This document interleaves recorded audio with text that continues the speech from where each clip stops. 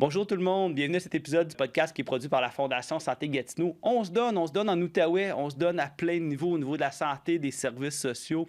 C'est une émission qui vise à vous faire découvrir des invités, tous différents les uns des autres, mais qui ont un lien en commun naturellement, c'est qu'ils se donnent pour leur communauté, pour transformer l'Outaouais en matière de santé et de services sociaux. Aujourd'hui, j'ai un invité bien spécial avec moi, il s'agit de M. Jean Quirillon. Bonjour M. Quirillon.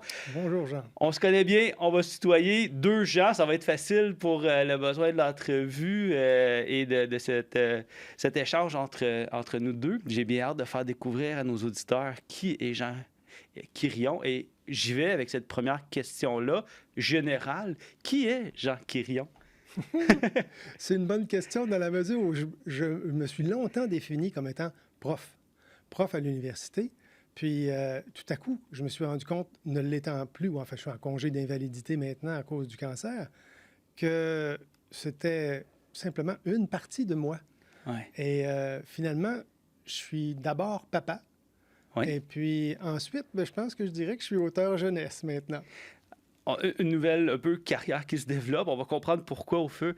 Papa, c'est venu tout de suite dans la réponse que tu viens de me donner. Papa, définir papa, il y a combien d'enfants comme papa? Puis ces enfants-là, garçons, filles, pour vous connaître un peu la famille, ça semble être un élément fondamental. Oui, c'est juste bien vu, Jean.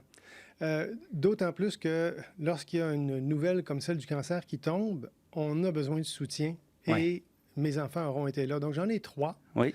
L'aîné est Vincent, il aura bientôt 30 ans. Ensuite, il y a Flavie, qui a 28 ans, et François en a 27. 2 garçons, une fille, tous des jeunes adultes relativement. Et tu fais référence au cancer. C'est naturellement une histoire qui nous a menés à se rencontrer. Est arrivé dans la vie un diagnostic. J'aimerais aborder cette question-là avec toi, un diagnostic du cancer. Est-ce qu'on peut aborder un peu ce côté-là aussi qui, sans te définir, fait partie entièrement de ta vie aujourd'hui, la situation de ton cancer? Oui, certainement. Le cancer, c'est sûr que ce n'est pas une bonne nouvelle à la base, mais comme tout événement, il y a toujours du positif quelque part, puis le fait qu'on soit ensemble aujourd'hui en est une manifestation. Donc, oui, donc, ça fait 16 mois à peu près, on parle de l'automne 2022. J'apprends que j'ai un glioblastome, donc un cancer incurable du cerveau, stade 4. Puis on me dit qu'il me reste entre 3 mois et 2 ans à peu près à vivre. Wow. Alors, c'est sûr que c'est un immense choc. Mais c'est ça, une fois remis de ce choc-là, on entame successivement une série de traitements, là, craniotomie d'abord, puis radio, chimio combiné, puis chimio. Bref, ça dure une dizaine de mois, donc ça nous occupe à temps plein. J'imagine. Et ça rassemble, dans mon cas, famille et amis tout près de moi pour le soutien. Et depuis, c'est la lente récupération, lente reprise de l'énergie. Et c'est par intervalle de 3 mois que j'ai des IRM au cerveau pour voir ce qu'il y en est. Et les deux dernières IRM ont montré que c'était stable. OK. Donc, je me vois à chaque fois comme en vacances pour 3 autres mois. C'est comme ça que je le perçois. C'est... à chaque fois que j'ai l'occasion de rencontrer des gens comme toi, Jean, qui me racontent leur histoire, la résilience que vous parlez, la façon de vivre tout ça, le support que vous avez, ça me fait vraiment vibrer d'entendre tout ça. Il y a un élément quand même particulier à ton histoire, parce qu'on s'est rencontrés pas très longtemps, puis je pense qu'il y avait encore des traitements en cours là, quand on a commencé à se rencontrer. Puis c'était une initiative de ta part. Tu m'as expliqué que pendant tes traitements, entre ces traitements-là de chimio, de radio, j'imagine, il y avait de l'attente naturellement au centre de cancérologie, puis tu as entrepris un projet que j'aimerais que tu puisses nous parler. Tu t'es défini un peu tantôt comme auteur, donc il y a un lien naturellement qui en vient. Mais c'est là où je crois que ce projet-là a un peu pris naissance avec aussi ton tissu familial qui t'entoure et qui te supporte dans les traitements, puis cette nouvelle-là aussi que vous avez appris au niveau de ton cancer. Oui. Je dois le dire, je trouve une merveilleuse histoire que celle des Aventures des Petits Amours, qui est le nom de la collection des albums jeunesse, parce que c'est parti de rien. C'est-à-dire, d'un constat. Le constat que, mon dos, il me reste 3 mois peut-être à vivre. Wow! Il y a toutes sortes de choses dont je dois faire le deuil. Puis une qui était omniprésente, c'était celui de ne pas connaître mes éventuels petits-enfants. Ça fait que j'ai une psychologue, je lui mentionne ça, ben, elle dit, bien, peut-être que tu peux les écrire quand même, les taper dans Word ou juste les dicter, les enregistrer, puis ils pourront les entendre. Et ça a fait son chemin chez moi. C'est devenu, ouais, OK, je vais les écrire. Puis après ça, ma blonde me dit, ben Jean, on pourrait les illustrer. On pourrait faire un album carrément. Et puis là, ben OK, ouais. Puis donc, de ce qui était au départ pour moi simplement des feuilles brochées imprimées depuis Word est devenu, tiens, ça pourrait vraiment avoir l'air d'un album jeunesse, à choisir de travailler avec un illustrateur professionnel formé en Outaouais, un type qui a Thomas Blais-Leblanc, qui m'a été présenté par Sylvain Lemay, un collègue de l'Université du Québec en Outaouais, prof en bande dessinée. Et Thomas et moi, on s'est encore jamais rencontrés en personne, mais on a eu aujourd'hui notre 2e rencontre vidéo. OK. Et ça aussi, c'est une autre belle rencontre. Thomas s'est approprié les histoires que je lui ai envoyées, en lui donnant à peu près pas d'indications sur ce que je souhaitais, mais qu'il puisse, lui, maintenant réaliser un album avec ça. Et puis là, on s'est retrouvé progressivement à imaginer qu'on aurait vraiment quelque chose d'intéressant à céder à la famille. Parce qu'à la base, tu n'es pas illustrateur, tu avais besoin de mettre en image. C'est là où le rôle de Thomas est devenu utile. Tu avais une histoire à raconter, mais de là à produire ça en un côté visuel, ça prenait un illustrateur professionnel pour réaliser tout ça. C'est quand même un peu comme une histoire hollywoodienne, l'histoire que tu me racontes, je reçois ça, puis ça pourrait faire un script d'un film extrêmement touchant, là, d'être, devant une situation qui est quand même vraiment pas drôle, un diagnostic qui est quand même accablant, mais quand même, ce deuil-là, qui est quand même... Puis j'ai de difficulté à le dire parce que quand même, en étant père de 5 enfants, puis je suis honnête dans cette situation-là avec toi, je pense que j'aurais probablement le même deuil de ne pas connaître mes petits-enfants dans la projection que j'en fais. Et je comprends très bien ce point-là. Et donc, de pouvoir utiliser une tribune comme ces histoires-là pour raconter aux petits-enfants des concepts que je veux élaborer d'ailleurs avec toi, Jean. Parce que tu as une chance un peu de raconter. Puis c'est 6 albums. Oui. Puis d'ailleurs, juste pour montrer aux gens, j'ai le premier album ici avec moi. C'est magnifique. Tu parles de Tom qui est l'illustrateur. C'est magnifique. Et naturellement, là, les gens qui veulent en acheter des copies, c'est disponible. On va expliquer tout ça au cours du podcast. Dans le premier, on présente la famille. J'imagine qu'il y a un lien avec tes enfants parce que tu as nommé 3 petits-enfants, grand-mamie, grand-papou. Il y a une transposition figurée ici de toi, Jean, de ta conjointe, Oui. ainsi que tes 3 enfants, c'est bien ça. Mm-hmm. Puis je peux pas passer sous silence le jeu de mots là, que je pense qui est quand même facile. Là. Frankiki qui est en fait François, Flavinette qui est Flavie et Fistou qui est Vincent. Oui. C'est super bien fait, puis j'ai hâte de lire chacun, puis je ne veux pas voler un peu le punch là, de chaque histoire, mais il y a une histoire qui est racontée là-dedans, puis on sent autant que tu la partages pour tes futurs petits-enfants que pour tes enfants eux-mêmes, je pense aussi qu'ils font partie de l'équation. Pourquoi ce côté-là en toi était... Je comprends que bon, l'absence de ta présence dans le futur, il y a un message à livrer, mais on doit choisir le message, on doit choisir quel message livrer. Mm-hmm. Il y a des grands concepts, je pense qu'on va retrouver là-dedans. C'est quoi les grands concepts de Jean Quérillon, ce legs qu'il souhaite verser à ses enfants, à ses petits-enfants, et à tous les futurs lecteurs des aventures de Zazou? Oui, c'est une grande question, Jean. Au départ, je me suis dit, oui, qu'est-ce que je veux tant raconter? Et puis, fondamentalement, c'était de me présenter à mes futurs petits-enfants. Puis, j'ai toujours aimé m'amuser, j'ai toujours eu le bonheur facile, j'ai toujours aimé rassembler. Oui. Alors, ça transparaît dans les albums. C'est toujours des moments joyeux, puis ils sont... c'est pas des moments exceptionnels, c'est des moments du quotidien, mais magnifiés par les illustrations de Tom, où on va tantôt à vélo, tantôt manger une crème glacée, tantôt on va en camping, tantôt on s'en va à un lac, on se balade, on se rassemble, on fait la fête. Ouais. C'est des beaux moments avec une trame narrative là, pour rendre ça quand même amusant. Il y a de l'humour, on va en vacances à la neige, on va en vacances d'été. Oui, ce sont des moments joyeux, des moments heureux qui réunissent, qui festoient.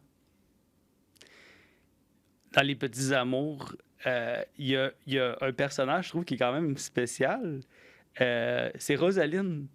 Ça m'a beaucoup touché. J'aimerais ça que tu nous parles un peu de Rosaline. Pourquoi avoir incorporé ça dans l'ensemble des... je pense qu'elle va être présente dans l'ensemble des albums. Oui, oui. Rosaline est présente dans chaque illustration de dans chaque album. Dans chaque illustration de chaque album. Oui, le lecteur ou la lectrice est au défi de trouver Rosaline. Oui. Rosaline, c'est mon côté enfant, c'est mon côté colleux, c'est mon côté amoureux. Rosaline m'a été offerte, c'est un toutou, là, c'est un gorille rose d'une 20aine de centimètres qui m'a été offerte par Lynn, ma conjointe depuis 40 ans, il y a 40 ans. Donc, on s'est connus en 84 et puis c'était au printemps. Mon anniversaire est au mois d'août et c'est là que Rosaline m'a été offerte. Et puis, Lynn ne se doutait certainement pas qu'elle dormirait avec ce toutou-là pendant les 40 années qui ont suivi. Mais toujours est-il que Rosaline fait partie intégrante de la famille. Des moments heureux parce que quand elle est là, elle danse ou les enfants la prennent et lui font dire ou faire toutes sortes de choses. Mais aussi des moments tristes parce que Rosaline a été celle qui était là pour les peines qu'on rencontre quand nos amis sont pas gentils avec nous autres ou parce qu'on n'a pas pu faire ou avoir ce qu'on voulait au moment où on le souhaitait ou des mésententes avec frères et sœurs. Rosaline était là. Rosaline écoutait avec moi. Moins, en fait, Lynn écoutait aussi, mais Lynn était moins toutou. Donc, quand c'était moi, Rosaline m'accompagnait. Et puis, séchait les larmes avec ses pattes douces. Et puis, restait avec les enfants après, garante d'une bonne nuit paisible. Wow. Donc. C'est sûr que j'ai hâte que les 5 autres albums suivent, mais si je t'exprime clairement un peu, pas ma critique de ta bande dessinée, mais ma rétroaction, Jean, c'est de mettre des lunettes, des lunettes où il y a un reflet de qui est Jean Quérillon, des valeurs profondes de base, que ce soit une simple balade à vélo, des moments, tu mentionnais dans le fond, de fêter, de festoyer, d'avoir du plaisir, de rire, de se serrer. C'est de nous ramener, je pense, à l'essentiel aussi quand on met les lunettes comme adulte ou comme enfant, puis qu'on regarde ces albums-là. Malgré la maladie, je pense que les choses essentielles dans la vie sont très, très, très importantes, puis tu nous ramènes. Et Tom fait un excellent travail aussi en images, mais tes textes nous ramènent quand on lit ces paroles-là. Puis d'ailleurs, il y a même une version audio que les gens peuvent, avec le code QR, écouter. Je te parlais vite fait tantôt, avant qu'on en fasse l'enregistrement, de la qualité de cet audio-là. Je ne me trompe pas, c'est des amis, des collègues qui ont fait l'enregistrement aussi. Donc, il y a tout un volet aussi où on peut entendre l'histoire nous être racontée avec le livre. Puis c'est le fun, c'est pas une petite fille clochette, c'est la sonnette du vélo de Grand-Papou. De Grand-Papou, parce qu'on comprend aussi que pour Grand-Papou, le vélo a beaucoup d'importance dans sa vie. Oui, exactement. C'est vraiment, quand je regarde ça a posteriori, là, ce projet-là a des trames fortes. Ouais. Celle de me présenter, certes, mais aussi de m'avoir permis de traverser la dernière année avec le sourire.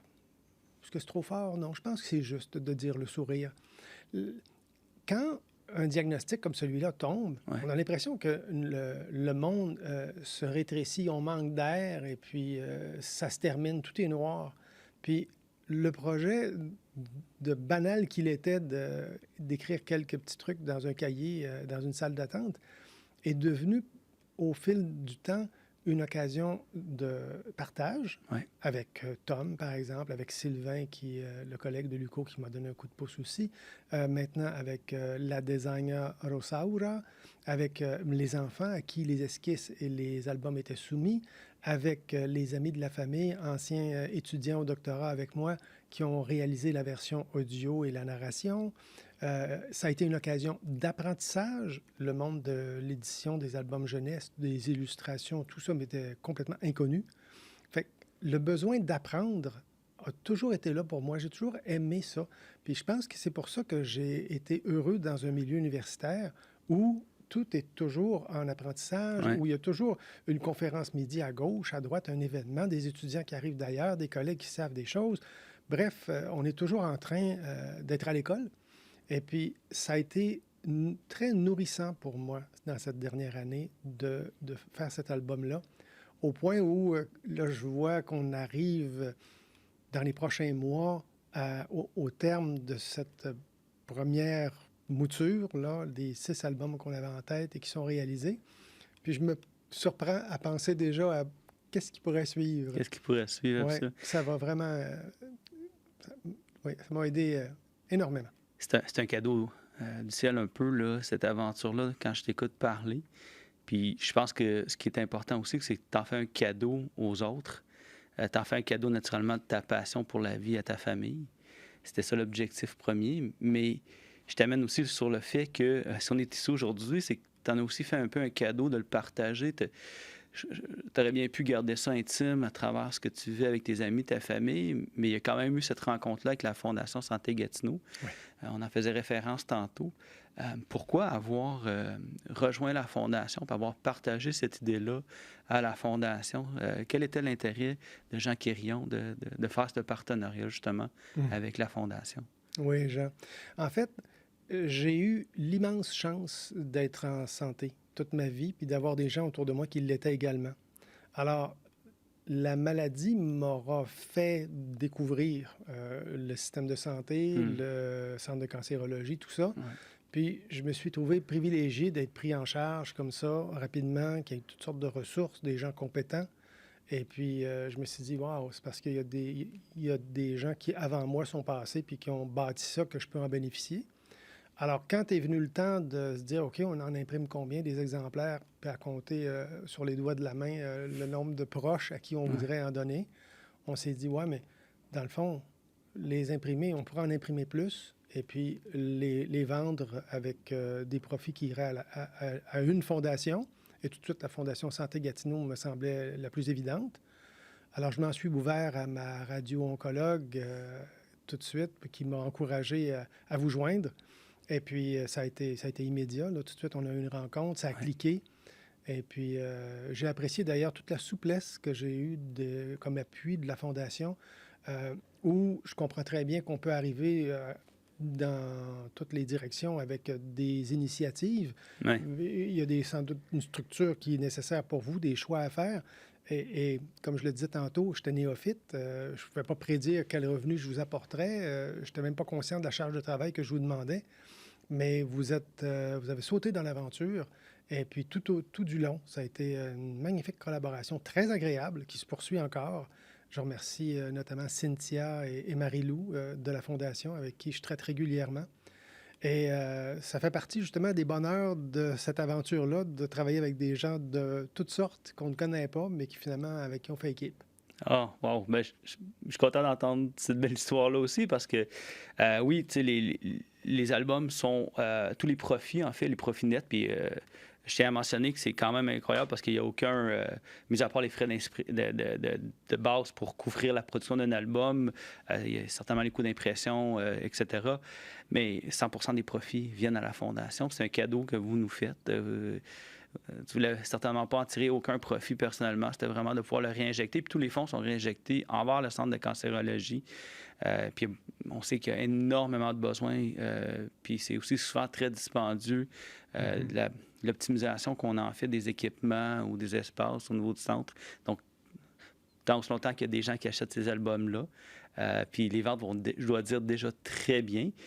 Tu étais présent au rendez-vous de la bande dessinée, qui a été Oui. quand même un peu la découverte du public de Jean Quérillon, des albums. On a vu un fulgurant succès des ventes parce que la Fondation a développé justement un site web où les gens Oui. peuvent acheter. Donc, c'est super facile à trouver. Il y a également une page Facebook, Les Aventures des Amours, je ne me trompe pas, qui Oui. existe, que les gens peuvent trouver aussi, puis peuvent voir le lien pour faire la commande. Puis, on a un partenariat avec, rappelle-moi, la librairie Bouquinard. Bouquinard aussi, où les gens peuvent se procurer également les albums.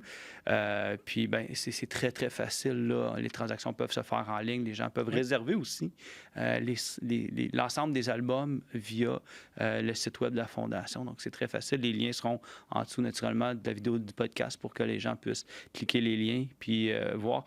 Donc, on le rappelle, là, il y a quand même 6 albums, si je ne me trompe pas, qui ont 25 à 40 pages chacun, qui racontent toute cette belle histoire-là qui va être partagée avec le public, puis que les gens vont pouvoir, autant pour découvrir l'univers que tu as créé dans ces albums-là, que pour la bonne cause aussi d'aider. Il y a beaucoup de bienfaits à ça. Je trouve ça incroyable d'avoir fait ta rencontre, puis de t'entendre parler avec la passion qui t'anime sur les choses qui sont essentielles, puis de nous avoir, à la Fondation, c'est un cadeau, là, de nous avoir apporté dans ton univers, dans cet univers-là qui est tout à fait magique, puis que Tom a illustré tout aussi magiquement. Vous voyez, Jean, les cadeaux, c'est dans tous les sens, parce que moi, je trouve que c'est un cadeau qu'on m'invite ici aujourd'hui à parler finalement de ce qui m'a passionné dans la dernière année. Puis, je pense qu'un des plus beaux cadeaux, c'est quand je vois un enfant se saisir de l'album. Oui. On a choisi un format dit à l'italienne pour qu'il soit manipulable par de petites mains. La collection se destine aux 3 à 7 ans à peu près. Ouais. Et puis, c'est de voir leurs yeux tout de suite charmés par les généreux dessins de Thomas et se saisir de l'histoire. Et une fois qu'ils ont terminé, revenir à la première page pour repartir pour une nouvelle lecture. C'est magnifique. Ça, c'est un beau cadeau. C'est en effet. Puis, on répète souvent à la Fondation qu'on est entouré, puis je le dis en introduction du podcast, de gens qui font des choses incroyables, qui sont des acteurs de changement, puis à leur façon transforment le réseau de la santé et des services sociaux. Souvent, les gens s'imaginent qu'il faut être super bien nanti puis faire des dons incroyables, mais en fait, c'est toutes ces initiatives-là, comme la tienne, comme que d'autres font. Ce que je trouve beau, c'est que tu as mentionné que ça avait été super facile avec la Fondation d'établir ce partenariat-là puis de le mettre. Puis oui, je félicite aussi l'équipe de la Fondation. Tu parlais de Marie-Lou, de Cynthia. On a une équipe formidable qui font en sorte que des projets comme ça puissent voir le jour. Puis on a tendance à toujours avoir comme principe à la Fondation qu'on dit oui. On dit oui aux initiatives des gens, on dit oui à la créativité des gens, puis c'est ce qui fait en sorte qu'on accomplit pleinement notre mission, puis qu'on va y arriver à cette transformation-là. Il y a des gens incroyables, puis je te remercie de l'avoir mentionné, qui travaillent à l'intérieur des murs de ce centre de cancérologie-là, qui sont des gens extrêmement dévoués. Puis ça mérite notre support comme communauté. Donc, merci de le faire à ta façon, Jean Quérillon, puis de nous avoir ouvert cette opportunité-là. Merci beaucoup d'avoir accepté l'invitation aujourd'hui. Puis, succès que je souhaite à cet album-là, la pérennité. Puis merci beaucoup pour ton legs que tu fais. C'est un legs tout particulier, différent, mais combien incroyable que tu vas avoir laissé à la région, puis surtout à ta famille. Merci beaucoup, Jean. Tout le plaisir était pour moi. Alors, merci d'avoir été à l'écoute de ce podcast. Alors, comme on le dit toujours à la fin, s'il vous plaît, commentez, partagez, exprimez-vous. On veut vous entendre, on veut vous lire, on veut vous écouter, on veut échanger avec vous. On a eu la chance d'entendre une histoire tout à fait incroyable de Jean Quérillon. Alors, on veut vous entendre, s'il vous plaît. Propagez ça dans les univers des médias sociaux. Ça va nous faire plaisir de vous entendre, de vous écouter. Alors, à bientôt.